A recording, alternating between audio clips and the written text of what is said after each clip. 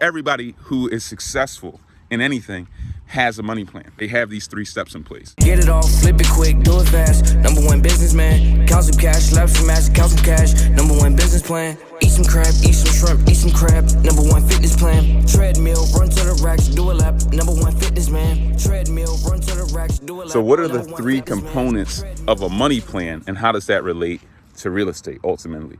So first, let's talk about what a money plan is. A money plan consists of these 3 things. One is a monthly savings, right? So you have to earn money and then be putting some money aside every month.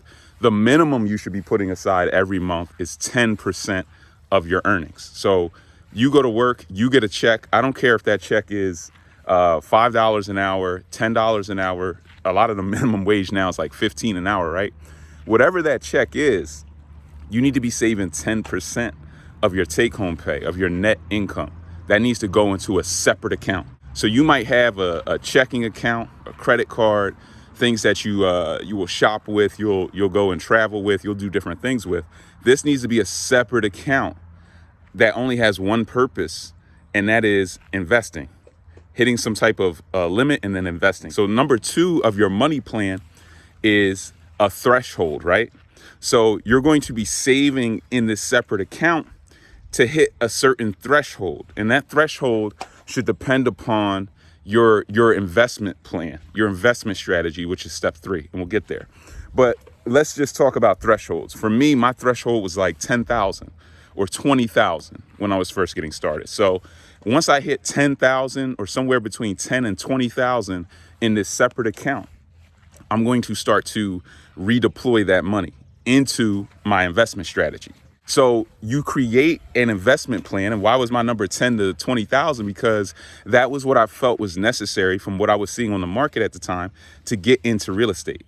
That was an amount of money that I could take and put down 5, 10, or maybe even 20% on a turnkey rental property and get started. So I set that limit as my threshold, and I saved as aggressively as possible. I went from saving 10% to 20 to 30% so that I could hit that threshold quickly. And then once I hit it, I knew I was going to deploy. So before I even hit that threshold, I was studying, reading up as much as I could on real estate so that I could get there. And then step 3 is the deployment strategy, right? So once you hit your threshold, you need an investment plan to redirect that money. If you don't have anywhere to redirect that money, one, you're not going to save it in the first place because there's no ultimate goal for your money. You're just going to spend it and consume it because you don't have a long-term play. 2, if you don't have that threshold, you don't know how much to save or how long to save. So it becomes an indefinite goal that's not worth aiming towards, not worth reaching.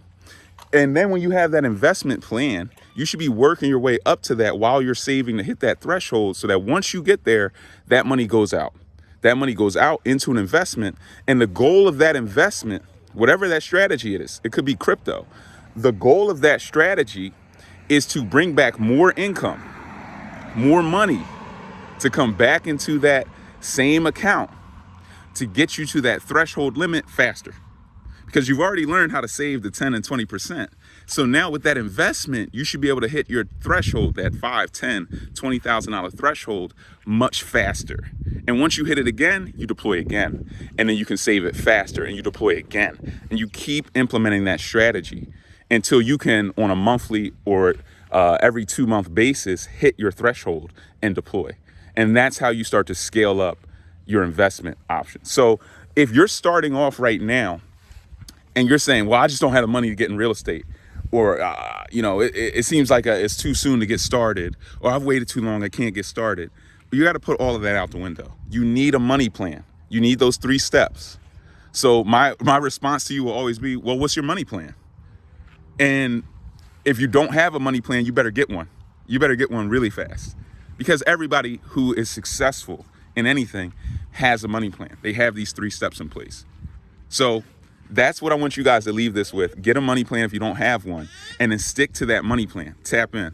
Brian Grimes, your real estate mentor, signing off. Really fast, if you're enjoying the content, make sure you like and subscribe to this channel and leave a comment in the comment section that says, I subscribed. For everyone who leaves that comment, I'm going to send you instant access to my free real estate training that shows you how to acquire properties for pennies on the dollar all across the country. You don't want to miss out on that free offer.